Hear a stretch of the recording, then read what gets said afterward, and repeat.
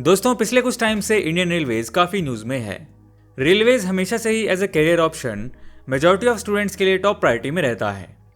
Indian railways की बात की जाए तो इसे लाइफलाइन ऑफ इंडिया कहा जाता है, क्योंकि इसमें 12 लाख से भी ज़्यादा एम्प्लॉयज़ काम करते हैं, जो कि अपने आप में ही एक रिकॉर्ड है। इंडियन रेलवेज वर्ल्ड का 4th लार्जेस्ट रेल नेटवर्क है। इसके ट्रैक की लेंथ 65,000 किलोमीटर से भी ज़्यादा है और इसमें टोटल 7,000 से भी ज़्यादा स्टेशन हैं। हमारा इंडियन रेलवेज 167 ईयर से भी ज़्यादा पुराना है और टाइम के साथ साथ ये मजबूत होता आया है। अभी फिलहाल इंडियन रेलवेज के अंडर 13,000 से भी ज़्यादा पैसेंजर ट्रेन्स और 8,000 से भी ज़्यादा फ्रेट ट्रेन्स यानी मालगाड़ियाँ हैं।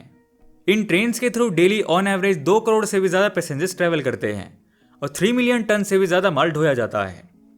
बात की जाए जॉब्स प्रोवाइड करने की, इंडियन रेलवेज अपने कंट्री की गवर्नमेंट जॉब्स में काफ़ी रेप्यूटेड और सिक्योर जॉब मानी जाती है। इंडियन रेलवेज अपने एम्प्लॉयज़ को काफ़ी अच्छी तनख्वाह देती है। तो इस वीडियो में हम बात करेंगे रेलवे जॉब के बेनिफिट्स के बारे में, रेलवे जॉब के टाइप्स ऑफ प्रोफेशंस के बारे में, उनका वर्क, सैलरीज एटसेट्रा सब कुछ हम डिटेल में इस वीडियो में डिस्कस करेंगे। तो आइए सबसे पहले बात करते हैं रेलवे जॉब के बेनिफिट्स के बारे में। रेलवे जॉब्स के कई सारे बेनिफिट्स हैं, जैसे सबसे पहला और मोस्ट इंपॉर्टेंट है जॉब सिक्योरिटी। रेलवेज अपने एम्प्लॉय की काफ़ी वैल्यू करती है। उसने अगर आपको हायर किया है तो लॉन्ग टर्म के लिए किया होगा। रेयर केस होता है जहां रेलवेज अपने एम्प्लॉयज को निकाले, इसलिए ये जॉब काफ़ी सिक्योर है। दूसरा बेनिफिट है रेजिडेंशियल क्वार्टर्स। रेलवेज आपकी जॉब के साथ साथ आपके रहने का भी इंतजाम देखती है। आपने भी देखा होगा सिटीज़ में रेलवे कॉलोनीज होती हैं। रेलवे एम्प्लॉयज़ को रहने के लिए रेलवे का क्वार्टर मिलता है। इन क्वार्टर्स में सारी बेसिक फैसिलिटीज़ अवेलेबल होती हैं। Around 44% of railway employees in quarters में रहते हैं। नेक्स्ट बेनिफिट है पेंशन। रेलवेज अपने एम्प्लॉयज़ को जॉब के बाद पेंशन भी देती है, जिससे उनकी लाइफ टाइम फाइनेंशियल सिक्योरिटी बनी रहे। अनफॉर्चुनेटली अगर किसी एम्प्लॉय की डेथ हो जाए तो ये पेंशन उसके फैमिली को मिलती रहती है। अगर रिटायरमेंट के पहले किसी एम्प्लॉय की डेथ हो जाए तो उसकी किसी फैमिली मेंबर को कंपनसेशन के लिए रेलवे में जॉब दिया जाता है। नेक्स्ट बेनिफिट है मेडिकल फैसिलिटीज को लेकर। इंडियन रेलवेज अपने एम्प्लॉयज और उनकी फैमिलीज को फ्री मेडिकल सर्विसेज भी प्रोवाइड करती हैं। अगर कोई एम्प्लॉय किसी बड़े प्राइवेट हॉस्पिटल में अपना इलाज करवाता है तो रेलवे उसको ट्रीटमेंट का कॉस्ट भी पे करती है। Next education. रेलवेज के अपने स्कूल एंड कॉलेजेस भी होते हैं, जहां एम्प्लॉयज अपने बच्चों को पढ़ा सकते हैं। In private schools and colleges में काफ़ी कम फी पे अच्छी फैसिलिटीज़ मिलती हैं। Next, free passes. Indian railways अपने एम्प्लॉयज़ और उनकी फैमिलीज़ को फ्री रेल पासेस भी देती है, जिससे वो इंडिया के किसी भी पार्ट में फ्री ऑफ कॉस्ट ट्रैवल कर सकते हैं। नेक्स्ट जो बेनिफिट है वो काफ़ी इंपॉर्टेंट है, वो है रिसेशन प्रूफ जॉब। आजकल के माहौल में सबसे बड़ी प्रॉब्लम रहती है कि रिसेशन आने पर एम्प्लॉयज़ की सैलरी कट हो जाती है। एक्सट्रीम रिसेशन के टाइम तो कईयों को जॉब से भी निकाल दिया जाता है, पर रेलवे ऐसा नहीं करती। अभी पैंडेमिक के टाइम जहां मैक्सिमम सेक्टर के एम्प्लॉयज़ को जॉब से हाथ धोना पड़ा था या फिर सैलरी कट होकर मिल रही थी, वहीं इंडियन रेलवेज के एम्प्लॉयज़ के साथ ऐसा कुछ नहीं हुआ। हर सिचुएशन में रेलवे की प्रायोरिटी रहती है कि एम्प्लॉयज़ को अपनी पूरी सैलरी मिले और टाइम से मिले। आगे हम बात करेंगे इंडियन रेलवेज में टाइप्स ऑफ प्रोफेशंस की। लेकिन दोस्तों, वीडियो में आगे बढ़ने से पहले मैं आपको एक ऐसे प्लेटफॉर्म के बारे में बताने जा रहा हूँ जहाँ से आप पैसा कमा सकते हैं अपनी नॉलेज से। जी हाँ, आपने सही सुना, प्रोबो पर आप ओपिनियन ट्रेडिंग कर सकते हैं, यानी अपनी जनरल नॉलेज इंक्रीज करके आप पैसा भी कमा सकते हैं। यहाँ पर फाइनेंस ही नहीं बल्कि आप अपने इंटरेस्ट के हिसाब से crypto, news, cricket, Bollywood, politics etcetera जैसे टॉपिक्स पर अपना ओपिनियन देकर ट्रेड एंड अर्न कर सकते हैं।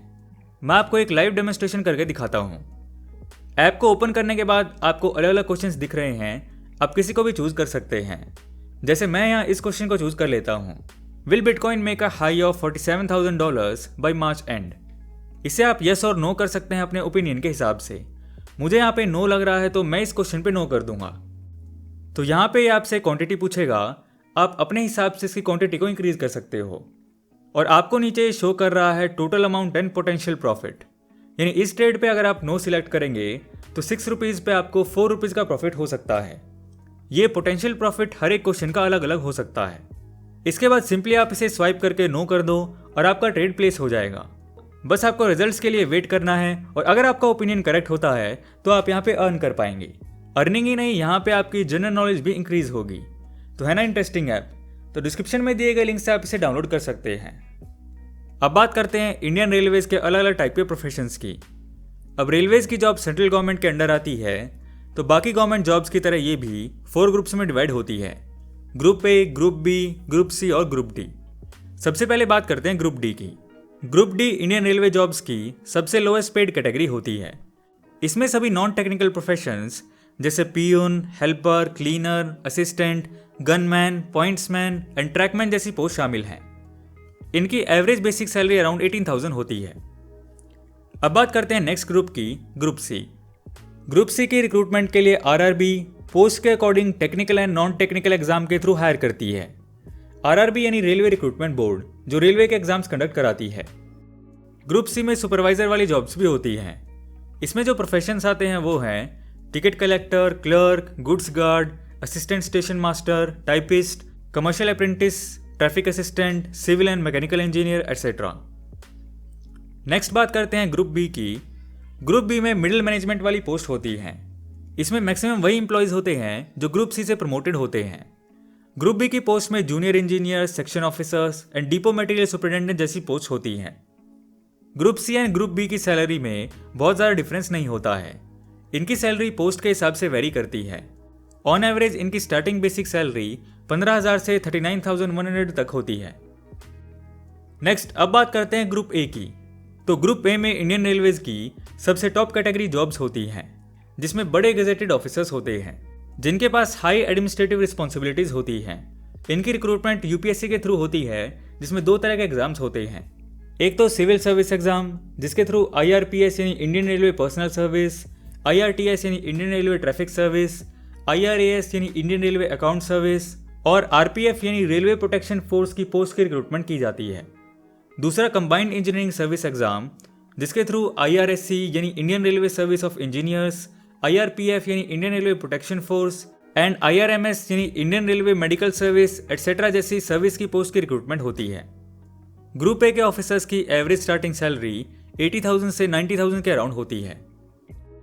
दोस्तों, कोई भी प्रोफेशन हो उसमें बेनिफिट्स के साथ साथ कुछ ना कुछ लिमिटेशन जरूर होती हैं। तो आइए अब बात करते हैं इंडियन रेलवेज में जॉब्स की लिमिटेशंस की। सबसे पहला है फ्रीक्वेंट ट्रांसफर्स।